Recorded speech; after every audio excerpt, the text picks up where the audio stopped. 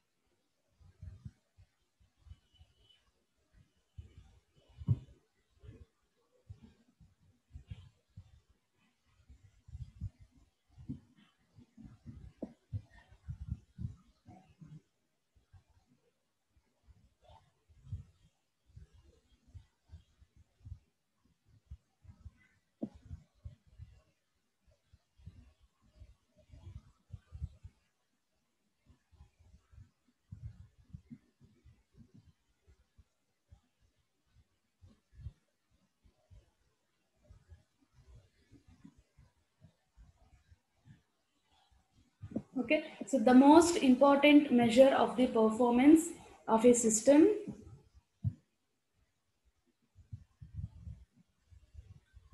of a computer is how quickly it can execute program. Okay, so performance means how quickly a computer can execute its program. Okay, the speed with which a computer executes a program is affected by the design of its hardware. So కంప్లీట్గా మన system యొక్క performance కానీ efficiency కానీ ఏది తీసుకున్నా కానీ depends on the execution speed of a program. So program execution speed అనేది హైగా ఉంది అంటే కనుక అవర్ సిస్టమ్ వర్క్స్ స్పీడ్ అంటే performance is high. So performance mainly depends on the speed of execution of a program. Okay, and also speed is going to be affect its hardware.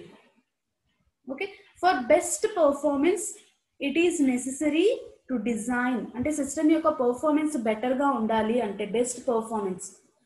Okay, so best performance రావాలి అంటే system అనేది high స్పీడ్తో work అవ్వాలి. System అనేది స్పీడ్గా ఎప్పుడు work అవుతుంది are programme execution speed ఎప్పుడు హైగా ఉంటుందంటే అంటే system speed depends on the compilers, machine instruction sets and also the hardware in a coordinated way. So hardware మీద డిపెండ్ అయి ఉంటుంది, కంపైలర్స్ మీద డిపెండ్ అయి ఉంటుంది, అలాగే ఇన్స్ట్రక్షన్ సెట్. సో ఒక ప్రోగ్రామ్ ఉందనుకోండి, సో సపోజ్ ఎడిషన్కే ప్రోగ్రామ్ రాయాలంటే ఒకళ్ళు మేబీ 4 ఇన్స్ట్రక్షన్స్లో కంప్లీట్ చేయొచ్చు, ఇంకొకళ్ళు సేమ్ అదే ప్రోగ్రామ్ని 3 ఇన్స్ట్రక్షన్స్లో కూడా కంప్లీట్ చేయొచ్చు. 3 ఇన్స్ట్రక్షన్ ఎగ్జిక్యూట్ చేయడం ఈజీ స్పీడ్గా జరుగుతుందా, లేకపోతే 4 ఇన్స్ట్రక్షన్ ఎగ్జిక్యూషన్ స్పీడ్గా జరుగుతుందా? ఆటోమేటిక్గా నెంబర్ ఆఫ్ ఇన్స్ట్రక్షన్స్ ఏ ప్రోగ్రాంలో అయితే తక్కువ ఉంటాయో ఆ ప్రోగ్రామ్ మనకు స్పీడ్గా వర్క్ అవుతుంది.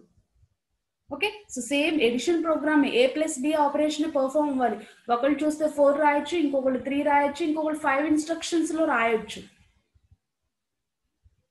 ఓకే, అంటే instruction set number of instructions మీద కూడా డిపెండ్ అయ్యి మన ప్రోగ్రామ్ యొక్క execution speed number of instructions మీద కూడా డిపెండ్ అయి ఉంటుంది.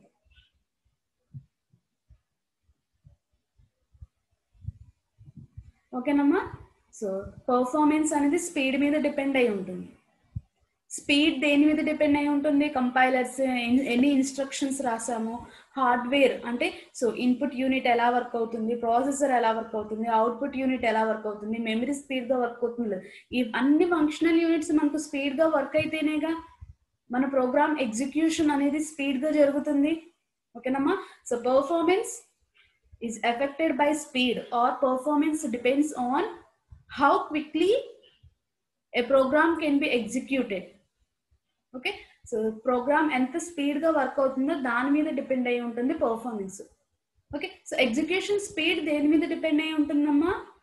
ఇన్స్ట్రక్షన్స్ మీద డిపెండ్ అయి ఉంటుంది, హార్డ్వేర్ అంటే ఫంక్షనల్ యూనిట్స్ అన్నిటి మీద డిపెండ్ అయి ఉంటుంది, కంపైలర్స్ మీద కూడా డిపెండ్ అయి ఉంటుంది. ఇవన్నీ స్పీడ్గా వర్క్ అవుతూ ఇన్స్ట్రక్షన్స్ కూడా మనం ప్రోగ్రామ్ని మ్యాక్సిమం ఇన్స్ట్రక్షన్స్ రెడ్యూస్ చేసి ప్రోగ్రామ్ రాయగలిగితే నెంబర్ ఆఫ్ ఇన్స్ట్రక్షన్స్ తగ్గుతాయి. Okay. So number of instructions తగ్గినా మనకు స్పీడ్ ఇంక్రీజ్ అవుతుంది, పర్ఫార్మెన్స్ హైగా ఉంటుంది. Okay. So this is about how we will increase performance or how we will get the best performance.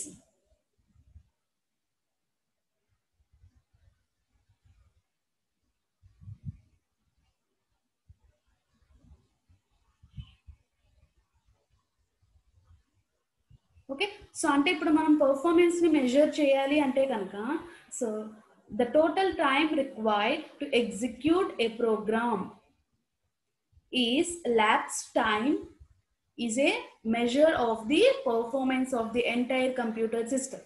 So మనం performance measure చేయాలి అంటే first programme execute అవ్వడానికి ఎంత టైం పడుతుందో మనకు తెలియాలి.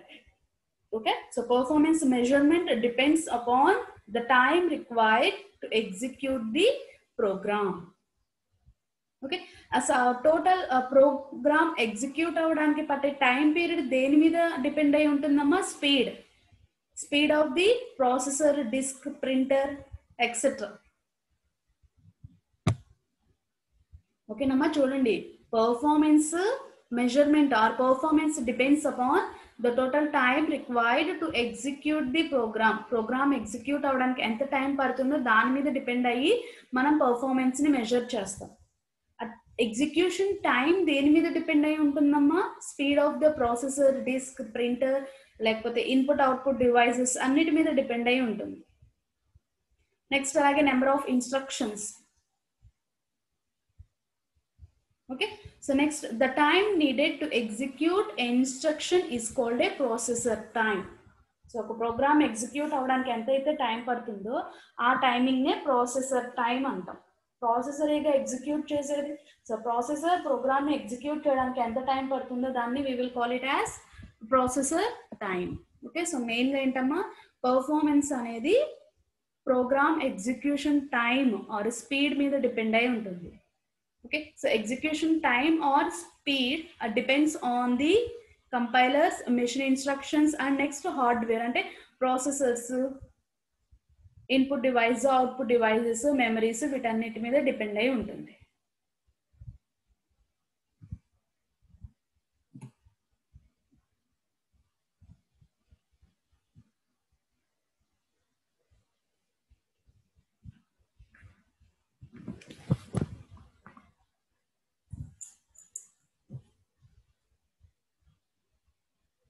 ఓకే. సో నెక్స్ట్ ఒక చిన్న ఎగ్జాంపుల్ చూడండి అమ్మా.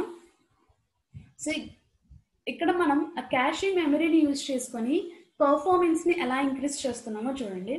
సపోజ్ యాక్చువల్గా మనకు ప్రాసెస్ ఏం జరుగుతుందమ్మా? సో ఇది వచ్చేసి bus. Okay. So single bus structure తీసుకున్నాం. సో యాక్చువల్గా మనకి ఏమవుతుంది? మెమరీలో ఉన్నటువంటి డేటాని మనం ప్రాసెసర్కి సెండ్ చేస్తే ప్రాసెసర్ ఏం చేస్తుంది? ఇన్స్ట్రక్షన్స్ని ఎగ్జిక్యూట్ చేస్తుంది. ఎగ్జిక్యూట్ చేసిన తర్వాత మనకు రిజల్ట్ వస్తుంది. ఓకే. సో ఆ రిజల్ట్ ఏమవుతుంది? అవుట్పుట్కి సెండ్ అవుతుంది. అంతేనా? చూడండి అమ్మా.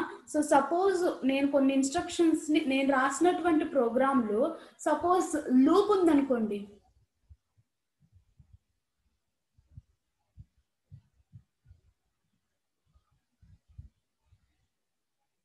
ఓకేనమ్మా. సపోజ్ నేను ఒక ప్రోగ్రామ్ రాశాను. సో ఆ ప్రోగ్రాంలో ఏంటంటే నాకు మేబీ లూప్ రాశాను. If x is equal to 100. So x is equal to 100 అయినప్పుడు ఆ if loop లో ఉన్నటువంటి 4 ఇన్స్ట్రక్షన్స్ నాకు ఎగ్జిక్యూట్ అవ్వాలి. ఓకేనమ్మా.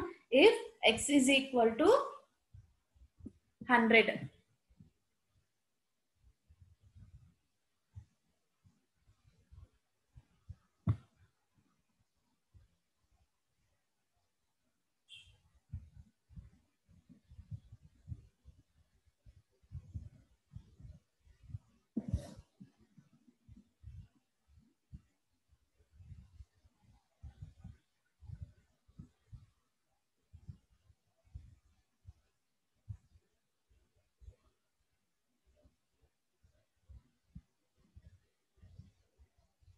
చూడమ్మా, ఇఫ్